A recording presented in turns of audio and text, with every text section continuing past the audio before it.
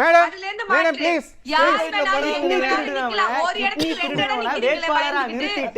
எப்படி மானத்தோட நம்ம போய் தமிழ் மக்கள்கிட்ட ஓட்டு கேட்க முடியுது? பதில் சொல்லுங்க திமுக. துரைராஜ், நீங்கள் எப்படி பார்க்குறீங்க? வணக்கம். நீங்கள் எப்படி பார்க்குறீங்க? இது வந்து திமுகவுக்கு சாதகமாக இருப்பதாக அவர் சொன்னார். வந்திருக்கக்கூடிய அந்த கருத்து கணிப்பு முடிவுகளும் அந்த மாதிரி இருக்கிறதாக நம்ம பார்க்க முடியுது. இப்போ கடந்த முறை இருந்த இடங்களை வந்து இப்போ சில இடங்களை கொடுத்துருக்கு, 65லேருந்து 80 அப்படின்னு சில. இப்போ இங்கே இருக்கக்கூடிய கருத்து கணிப்பு நிறுவனங்கள் எடுத்திருக்க பார்த்தீங்க அப்படின்னா வெகுவாக குறைஞ்சிருக்கு அப்படிங்கிறத பார்க்குறோம். 50 to 60 அந்த ரேஷியோ தான் கொடுத்துருக்கு. இப்போ வடக்கு இருக்கக்கூடிய அந்த ஊடகங்கள் எடுத்து பார்க்கும்போது 65லேருந்து 80, ஒரு சில ஊடகங்கள் வந்து 50லேருந்து 65 அப்படிங்கிற மாதிரி இருக்குது. 1991 எந்த தேர்தல் வந்தாலும் திமுக மட்டும்தான் ஜெயிக்கும்னு இதே ஊடகங்கள் தான் சொல்லிட்டு இருக்கு. இன்னைக்கு நேற்று கிடையாது.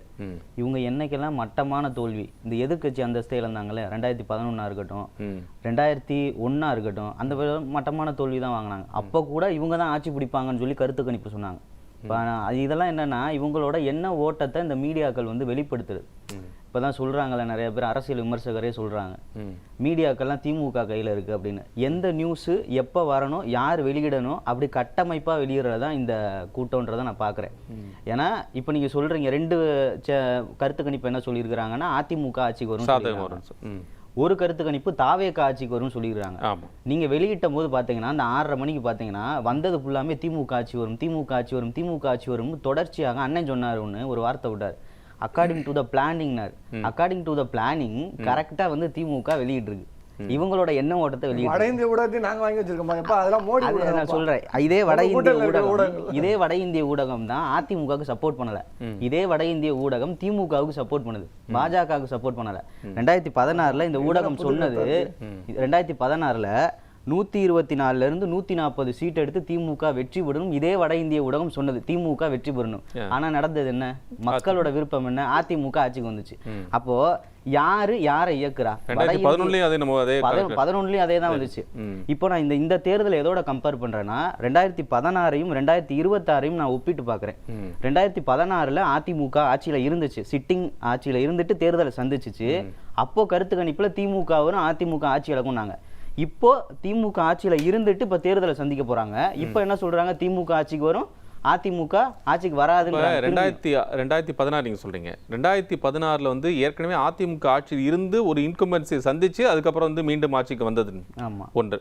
அப்போ ஜெயலலிதா மேடம் அவங்க இருந்தாங்க, அதே போல கருணாநிதி அவர்கள் இருந்தாங்க. அப்படிங்கிற இந்த ரெண்டுக்குமான ஒரு சூழல் இருந்தது. 2026 தேர்தல் வந்து ஒரு எக்ஸ் ஃபேக்டரா விஜய் இருக்கிறார். நீங்க ஏற்றுக்கொண்டாலும் ஏற்றுக்கொள்ள வேண்டாலும் தேர்தலின் கணிசமான வாக்களை பிரித்திருக்கிறாருங்கிறது தேர்தலுடைய கருத்து கணிப்பு முடிவு முன்னாடி வந்ததும் சொல்லியிருக்கு. நம்பர்ஸா இல்லை அப்படிங்கிறத பார்க்குறோம். ஆனால் இப்போ நம்பர்ஸா வந்திருக்குங்கிறத இது மூலியமா புரிஞ்சுக்க முடியுது. இந்த 2 தேர்தல் நீங்க எப்படி ஒப்பிட்டு பார்க்குறீங்க?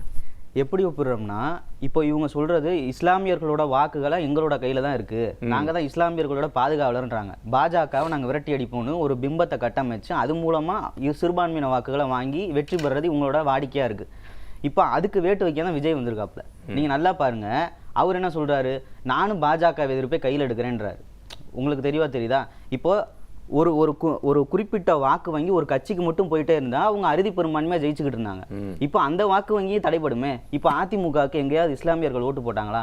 ஏன்னா பொய் பிரச்சாரம் இவங்களே பண்ணி தான் கட்டம் வச்சாங்க. 2024 அதிமுக தனியா நினைச்சு, பாஜக தனியா நினைச்சு எத்தனை இஸ்லாமியர்கள் ஓட்டு போட்டாங்க?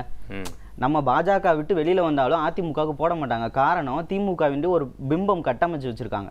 ஆனா அந்த பிம்பத்தை உடைப்பதற்கு விஜய் வந்துட்டாரு நான் பாக்குறேன். ஏன்னா இஸ்லாமியர்கள் எப்படி சாதகமா இருக்கும்னு கேக்குறேன். அதிமுக என்ன சாதகமா இருக்கும்னா, பாதி இஸ்லாமிய ஓட்டு கிறிஸ்தவ ஓட்டுகள் வந்து பிரிஞ்சிருச்சுன்னா அதிமுக ஈஸியா ஜெயிச்சுட்டு போகும். நீங்க 2 பேரும் தானே சண்டை போடுறீங்க. கொஞ்சம் முன்னாடி வந்து இவர் என்ன சொன்னாருன்னா, விக்கி அதிமுகவுடைய வாக்குகளையும் எடுக்கிறாரு, திமுகவுடைய வாக்குகளையும் எடுக்கிறாரு. அப்போ மேக்சிமம் எடுக்கின்ற போது திமுக எதிர்ப்பு வாக்குகளை அவர் எடுக்கிறான்னு சொல்லும்போது அது வந்து லாஸ் யாருக்குன்னா அதிமுகவுக்கு தான் கிரியேட் பண்ணும், தாவேக்கா கிரியேட் பண்ணும். அதே தான் என்ன கேட்குறேன்னா, இவங்களோட மேஜர் ஓட் ஃபேக்டர் யாரு? இவங்களுக்குன்னு வாக்கு வங்கிகள் எவ்வளவு இருந்திருக்கு வரைக்கும் குறிப்பிட்டது. இப்போ அதிமுகன்னு தனியா நின்னா கூட அதிமுகனால பெரும்பான்மையான ஆட்சியை பிடிக்க முடியும்னா ஒட்டுமொத்த தமிழ்நாட்டு மக்களுடைய ஆதரவு இருந்துச்சு. இவங்க யாரோட மெயினா நம்பியிருக்காங்க? சிறுபான்மையின மக்களை தான் நம்பியிருக்காங்க. அவங்க மூலமா நாங்க தான் ஆட்சிக்கு வருவோம், அவங்களுக்கு நாங்க தான் இது பண்றோம், பாஜக உள்ள விட மாட்டோம். இப்ப கூட பாருங்க என்ன சொல்றாரு, நாங்க வந்து திராவிடியன் ஃபேக்டரு, திராவிடியன் பிரெட்டு, நாங்கள் பாஜக உள்ள விட மாட்டோம், ஏதாவது நல்ல திட்டம் சொல்லி நீங்கள் வந்து ஓட்டு கேட்குறீங்களா? பாஜக உள்ள விட மாட்டேன்னா அப்போ நீங்கள் ஏதோ ஒன்று தக்க வச்சுக்கிறதுக்காண்டி இதை ஒரு பிம்பத்தை காட்டுறீங்கல்ல, அதுலேயே உடைக்கிறதுக்கு தானே விஜய் வந்திருக்காரு. அதை உடைக்கிறதுக்கு தானே விஜய் வந்திருக்காரு. ஓகே சார், அது உங்களுக்கு எப்படி சார் சாதகமாக இருக்கும்? எங்களுக்கு எப்படி சாதகமாக இருக்குன்றது மே 4 உங்களுக்கு தெரியும். அப்போ இதே மேடையில் உட்காந்து நான் பேசுகிறேன். மே 4 உங்களுக்கு தெரியும் எப்படி சாதகமா இருக்கும். ஏன்னா இஸ்லாமியர்கள் எங்கெல்லாம் பெரும்பான்மை இருக்கிறாங்க. நான் புரிஞ்சுக்கிறேன். நான் வந்து அவர்கள் இப்போ வாக்குகளை வந்து எடுத்திருக்கிறாருன்னு வச்சுக்கோங்க. இப்போ 46% இருக்கிறதாக உட்காந்து இஸ்லாமிய சிறுபான்மை சமூகத்திலே ஒரு 10லேருந்து 12% வாக்குகள் இருக்கு. அப்படினாலும் கிட்டத்தட்ட 34% வாக்குகள் அவங்களுக்கு இன்னும் அப்படியே தானே இருக்குது. திமுக கூட்டணிக்கு எங்க இருக்கு? 46ல் 12 போச்சு, 34 தானே சார். 2021 எத்தனை சதவீத வாக்குகள் வாங்கினாங்க மொத்தம்? அதிமுகவுக்கு திமுகவினுடைய வாக்கு சதவீதம் 5 வித்தியாசம், 5%, வெறும் 5% வித்தியாசம். இஸ்லாமியரோட வாக்குகள் எவ்வளவு இருக்கு தமிழ்நாட்டுல? கிறிஸ்தவர்களுடைய வாக்குகள் எவ்வளவு இருக்கு? 10லேருந்து 12%. மொத்தமா யாருக்கு விழுந்துச்சு? அவங்கள நல்லது பண்றேன், அவங்கள பாதுகாக்கிறேன்னு சொல்லி பொய் சொல்லி ஓட்டு வாங்கினது மொத்த ஓட்டுகளும் இவங்களுக்கு தான் விழுந்துச்சு. சரி, அப்போ அந்த ஓட்டுகள் உடையும் பொழுது நீங்க சொல்ற அந்த 5% உடைஞ்சிருச்சுன்னா அதிமுக ஈஸியா ஜெயிச்சுட்டு போயிடும். 10லேருந்து 12% தானே சிறுபான்மையினர் வாக்கு. இவங்க 5% டிஃபரன்ஸ் தானே துரைராஜ். ஆமா, ஆன்டி இன்கமென்ஸ் உங்களுக்கு இல்லையா? சிறுபான்மையினர் வாக்குகளை தாண்டி ஆன்டி இன்கமென்ஸ் சுத்தமா இல்லையா? இந்த மக்கள்கிட்ட ஆன்டி இன்கமென்ஸ் இல்லையா? இப்ப போற நீங்க வந்து கருத்து கணிப்புல கூட பாருங்க, 120லேருந்து 140 வரும், 150லேருந்து 160 வரும், இப்படிதான் போடுறாங்க. இப்போ இவங்க இன்னொரு கருத்து கணிப்பு போட்டிருக்காங்க, 130 வரும் போட்டிருக்காங்க. இப்போ 125லேருந்து 145 வச்சுக்கோங்க, அதுதான் கூட்டணி மொத்தமாக 130 வருதுன்னா அப்ப உங்களுக்கு மெஜாரிட்டி வராதா?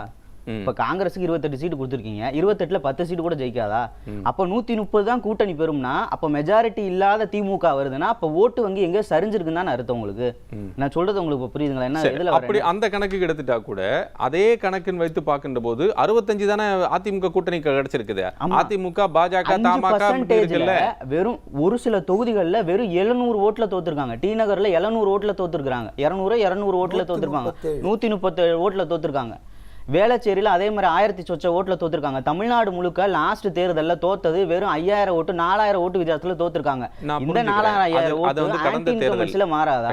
இல்ல, நான் ஏத்துக்கிறேன். நான் நீங்க சொன்ன கணக்குக்கே நான் வரேன். 125ன்னு சொல்றீங்க. இப்போ இது வந்து திமுக கூட்டணிக்கு இருக்கு அப்படின்னு சொல்றீங்க. இப்போ இந்த 125 வந்து காங்கிரஸோட பலத்தையும் சேர்த்து இருக்கு அப்படின்னா திமுகவுக்கு கூட்டணி பெரும்பான்மை அறுதி பெரும்பான்மை கிடைக்காதுன்னு நீங்க சொல்றீங்க. உங்க கணக்குக்கே நான் வரேன்.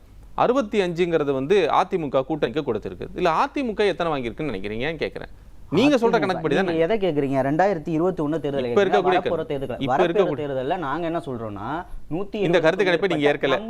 எங்களுடைய தலைமை அந்த கேள்வி தான். கருத்து கணிப்பு இல்ல, இது கருத்து திணிப்பு. திமுகவினுடைய என்ன ஓட்ட நீங்க சொல்றது 2021 வச்சு சொல்றீங்க. 2021 வச்சு தான் நான் என்ன சொல்றேன்னா, இவங்கள மாதிரி நான் வந்து கனவு கண்டுட்டு பேச முடியாது. நடந்தது இந்த விஷயம் நடந்தது, இது நடந்துருச்சு, நடந்ததை வச்சு நான் பேசுறேன், பிராக்டிக்கலா பேசுறேன். இவங்கள மாதிரி நான் 26ல வந்து எனக்கு இத்தனை % விழுகும், 170 180 விழுகும் அப்பெல்லாம் நான் சொல்ல முடியாது. மக்கள் தீர்ப்பு என்னமோ அதுதான் ஏற்க முடியும். இல்லாத ஒன்றை வந்து நீங்க எப்படி பேச முடியும்? விஜய்க்கு வந்து ஆட்சிக்கு வரும்ன்றாங்க, இவங்களுக்கு ஒரு 20 கட்சி. அப்படினால ரெண்டு நிறுவனங்கள் வந்து உங்களுக்கு சாதகமா தானே கொடுத்திருக்கு அதிமுக. நாங்க என்ன சொல்றோம், யாருமே ஏத்துக்கலன்றோம். மக்கள் நீங்க எத்தனை பேர்ட்ட கணக்கெடுத்தீங்க? அந்த சேனல் வெளியிட்டாங்கல்ல, இத்தனை % இத்தனை பேர்ட்ட நாங்க கணக்குகள் எடுத்தோம், இத்தனை பேர்ட்ட நாங்க வந்து வாக்குகள் கேட்டோம், இந்த கணிப்பு கேட்டோம், இவ்வளவு % வித்தியாசம் வந்துச்சுன்னு போட்டிருக்காங்களா?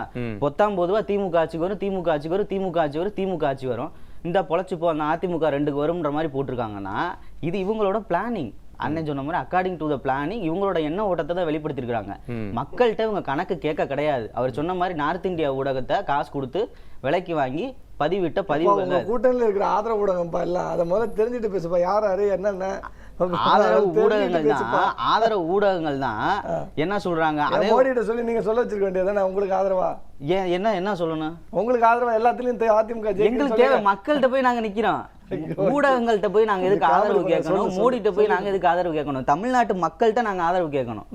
அதிமுகன்றது தமிழ்நாட்டு மக்களுக்கு நல்லது பண்ண முடியாது. இப்ப இந்த எண்ண ஓட்டத்தை பாத்தீங்களா, அவர் பேசும்போது நீங்க ஊடகங்கள்ட்ட போய் ஆதரவு கேளுங்க, மோடிட்ட ஆதரவு கேளுங்கன்னா இதுதான் திமுகவோட எண்ண ஓட்டம். இப்போ மக்கள்கிட்ட போய் நீங்க ஆதரவு கேட்காதீங்க. கருத்து கணிப்பு என்ன வேணா இருந்துட்டு போகுது. 2016ல தவிடு முடியாச்சா? 2011ல ஒண்ணும் இல்லாம போச்சா? அப்புறம் அதிமுகவுக்கு அதுக்கப்புறம் 10 தேர்தல்ல ஒண்ணுமே இல்லையாப்பா. களத்துல அதுக்கப்புறம் 10 தேர்தல் நாங்க வந்து தோல்விப்பா.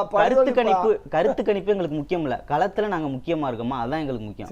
அது கரெக்டா இருக்கு, வலுவா இருக்கு. இவர் சொன்னாரு பூத்ல அப்படின்னு. சரி 11 மணிக்கு நான் சொல்றேன், நான் பூத் ஏஜெண்டா உட்கார்ந்தேன் திண்டுக்கல் மாவட்டத்துல 158வது பூத் ஏஜெண்டா நான் உட்கார்ந்தேன். நான் சொல்றேன் அதிமுகவுக்கு பெருவாரியான வாக்குகள் விழுந்தது. எப்படின்னா மக்கள் அவ்வளவு கோபத்தோட வராங்க திமுக மேல, அவ்வளவு கோபத்தோட வராங்க. அவருடைய வாக்குகள் எப்படி போகும்? இப்போ ஜெயிக்கிறவனுக்கு போடுவாங்களா இல்ல வாக்குகளை பிரிச்சு ஒருத்தன் தோக்க போறவனுக்கு போடுவாங்களா? மக்கள் யோசிப்பாங்கல்ல. இப்ப இவனுக்கு போட்டா இந்த ஆட்சி வீட்டுக்கு போயிரும் தெரிஞ்சா அவனுக்கு தான் போடுவாங்க. இவனுக்கு போட்டும் இந்த ஆட்சி திரும்பி வந்துரும் நினைக்கிறவங்களுக்கு எப்படி போடுவாங்க? நான் நேரா பிராக்டிக்கலா மக்கள் களத்துல இருந்ததுனால நான் சொல்றேன். இப்ப இந்த கருத்து கணிப்பு முடிவுகள் வந்திருக்கிறது வந்து ஏற்கத்தக்கதாக இல்லைங்கிறீங்க. ஏற்கத்தக்கதாகவும் கிடையாது. சரி, நீங்க என்ன ஒரு நம்பர்ஸ் அஸ்யூம் பண்றீங்க? நாங்க வந்து ஒரு அசம்ஷன் கேட்கறேன். 170 இருந்து 200 சீட்டுகளை அதிமுக பெறும். இது வந்து தேர்தல் ஆரம்பிக்கப்பட்ட அந்த தேதி அறிவிக்கப்பட்டதுல இருந்து எடப்பாடியார் சொல்லிட்டு இருக்கிறாரு. இவங்கள மாதிரி வந்து ஒரு தொகுதிக்கு போல 2 தொகுதிக்கு போல 72 வயசுக்கு மேல ஆகுது எடப்பாடியாருக்கு. தமிழ்நாடு முழுக்க மக்களை காப்போம், தமிழ்நாட்டை மீட்போம் சுற்றுப்பயணம் போய் ஒவ்வொரு தொகுதிகளையும் மக்களை சந்தித்து மக்களுக்கு ஏற்றவாறான வேட்பாளர்களை அறிவிச்சு மக்களுடைய எண்ண ஓட்டத்தை செயல்படுத்திட்டு வராரு. அவருக்கு தெரியும், அவர் பிராக்டிக்கலா பேசுறாரு. இவ்வளவு சீட்டு நாங்கள் வருவோம். நிறைவு செஞ்சல சீக்கிரம் நிறைவு பஞ்சல அதிமுக வெற்றி பெறும் நான் ஆல்ரெடி சொல்லிட்டேன். ஏன்னா அவங்க கட்சி அவங்களோட உரிமையை சொல்லுவாங்க. இப்போ அக்கா ஃபாத்திமாவை எதிர்த்து அண்ணன் திமுக இருந்து கேள்வி கேட்டாரு, நீங்க எதுக்கு நன்னிலத்துல போனீங்க, உங்க அப்பா அதுக்கு அங்க போனாருனாரு. நான் கேட்கிறேன் இவரை பார்த்து, கருணாநிதி எதுக்கு பிறந்த ஊரை விட்டுட்டு சென்னையில வந்து நாங்க மாற்று அரசியல் சொல்லவே கருணாநிதி எதுக்கு பிறந்த ஊரை விட்டு சென்னையில தம்பி முதல்ல லாஜிக்கா உதயநிதி ஸ்டாலின் எங்க பிறந்தாரு எதுக்கு போட்டிறாரு தம்பி முதல்ல சொன்னாரு புரிஞ்சுக்க நான் பேசும்போது இன்டர்ஃபியர் ஆகும். ஏங்க ஜெயலலிதா என்ன தொகுதியில வேணாம்ங்கறாங்க. ஏங்க நீங்க அத முதல்ல நாங்க சொல்ல நீங்க தான் ஒரு பெண்ணை பத்தி நீங்க கேள்வி கேட்டீங்க. இல்ல உங்க அப்பா ஏன் நீங்க ஆளணும்ங்கறாரு. நான் பேசுறேன் அண்ணன் தொகுதி அண்ணன் நான் நிறைவு கருத்து நாம எனக்கான நிறைவு கொடுங்க. எனக்கான இடத்தை நீங்க உட்கார்ந்துங்க. உங்களுக்கு புரியாதனால தான் நீங்க டிவில உட்கார்ந்திருக்கீங்க. நான் அத சொல்றேன். எனக்கான நிறைவு நீங்க கொடுக்கணும். சரி ரைட் நான் தரேன். இல்ல விக்கி எனக்கான நிறைவு கொடுக்கணும் ப்ளீஸ். அப்புறம் அவங்க கேட்டாங்க கேடு கேட்ட இந்த எல்லா கொள்ளையடிப்பு மலை வளம் இயற்கை வளம் எல்லாத்தையும் கொள்ளையடிக்கிறது. அக்கா ஃபாத்திமா மேடம் நீங்க ஒரு வீடியோ போட்டு அதுக்குள்ள எங்க இருக்கணும்னு சொல்றது. ஃபாத்திமாக்கா ஒரே பாயிண்ட். அப்புறம் இன்னொன்னு கேட்டாரு, இஸ்லாமியர்கள் எங்கெல்லாம் நிறைஞ்சிருக்காங்களோ அங்கெல்லாம் இவங்க நாம் தமிழர் போய் வேட்பாளரை போட்டாரு திமுகன்னு சொன்னார். செந்தில் பாலாஜி எதுக்கு சமூக நீதி காக்கிறதுக்காண்டி போய் கோயம்புத்தூர்ல போட்டீங்களா? செந்தில் பாலாஜி பிறந்த ஊர் எது? அப்போ சாதி அரசியலை எடுப்பது யாரு? மத அரசியலையும் சாதி அரசியலையும் எடுப்பது யாரு? சாதி அரசியலை மத எடுப்பது அவர் பேச இல்ல நான் பேச மாற்று அரசியல் நான் சொல்றேன். சரி ரைட் அவருடைய கருத்து அவர் வைக்கிறார் ப்ளீஸ். அவருடைய மக்களை ஏமாத்துற அரசியலா? ரைட் 75 வருடமா ரைட் அவருடைய கருத்து அவர் சொல்றார் ப்ளீஸ். ரைட் சீமான் பேசுறது தப்புனா உதயநிதி ஸ்டாலின் பேசுறது ரைட்டா? ஆனா அநாகரிகமான சீமான் உங்களோட கேடுகெட்ட நிர்வாக சீர்கேடு மேடம் பாயிண்ட் டேக்கன். இயற்கையை கொள்ளையடிக்கிறீங்கல்ல, மலையை கொள்ளையடிக்கிறீங்கல்ல, மணலை திருடுறீங்கல்ல, அந்த காசை வயித்துல அள்ளி போட்டுக்கிறீங்கல்ல. இதுல இருந்து மாற்று இயற்கை வளங்களை காக்குற மாற்று இது மாற்று. சார் தொடர்ச்சியா பேசிட்டே இருக்கோம். அதுக்கப்புறம் நிறைவு செய்ய முடியாது. மேடம் ப்ளீஸ் ஒரு இடத்துக்கு 2 இடம் வேட்பாளரா நிறுத்திட்டு எப்படி மானத்தோட நம்ம போய் தமிழ் மக்கள்கிட்ட ஓட்டு கேட்க முடியுது? பதில் சொல்லுங்க திமுக. இது ஒரு தூய மேடம் பாயிண்ட் டேக்கன். இருக்கு ஹாஸ்பிடல்ல சீல் வச்சிருக்காங்க. இந்திய மருத்துவ துறையில இருந்து உறுப்பு மாற்று அறுவை சிகிச்சை செய்யக்கூடாதுன்னு அரசாங்கம் உத்தரவு போட்டிருக்கு. அவனை மீண்டும் கிட்னி திருடனையே கேண்டிடேட்டா போட்டு அவனுக்கு வாக்கு செய்யறதுக்குன்னா இந்த 75 வருட அரசியல்ல இந்த திமுக எவ்வளவு கேவலமான அரசியலை முன்னெடுத்திருக்கிறது அப்படின்னு ஒண்ணு பாத்துக்கணும். இன்னொன்னு சொன்னாரு, திமுக அறுதி பெரும்பான்மையோட ஆட்சிக்கு வரும்னாங்க. எதுக்கு திமுக அறுதி பெரும்பான்மையோட வரணும்? 2 வயசு பெண் குழந்தைய திமுகவினுடைய இளைஞரணி உறுப்பினர் வந்து கற்பழிக்கிறார். அதுக்காக வந்து அதுக்காக ஏங்க தீர்ப்பு வந்து கிருஷ்ணகிரி மாவட்டத்துல இளைய நியூஸ்ல போட்டிருக்கீங்க. எதுக்கு அண்ணா யூனிவர்சிட்டியில என்னுடைய கருத்தை நான் சொல்லணுங்க. என்னுடைய கருத்து சுதந்திரத்தை சொல்லணும். அண்ணா யூனிவர்சிட்டிக்குள்ள மீண்டும் ஒரு ஞானசேகரன் போய் கற்பழிக்கிறதுக்காண்டி திமுக வாக்கு போடணுமா? மீண்டும் கதிரவன் போல ஒருத்தர் கிட்னி திருடுறதுக்காண்டி வாக்கு போடணுமா? எதுக்கு வாக்கு போடணும்னு மக்கள் யோசிப்பாங்க. அதற்காக மக்கள் வந்து நல்லபடியா வாக்களிச்சிட்டாங்க. இந்த கருத்து திணிப்பெல்லாம் மிகப்பெரிய ஒரு முதலாளி முதலை கொடுத்த பணத்திற்காக இவர்கள் கக்கி இருக்கிறாங்க. இதெல்லாம் மக்களுடைய வெளிப்பாடு கிடையாது. கண்டிப்பாக அனைத்து இந்திய அண்ணா திராவிட முன்னேற்ற கழகம் மக்களுடைய பெருவாரியான ஆதரவை பெறும் அதுக்கு உதாரணம் 2021 தேர்தலை நான் காட்டினேன். 10 வருட ஆட்சியில இருந்தும் 5% தான் ஆட்சி இழக்கிறாங்கன்னா மக்களுடைய ஆதரவு எவ்வளவு இருந்திருக்குன்றதை நீங்க பாத்துக்கணும். இவங்கள மாதிரி பொய்யான கருத்துக்களை பரப்புறதுக்கு நாங்க வரல.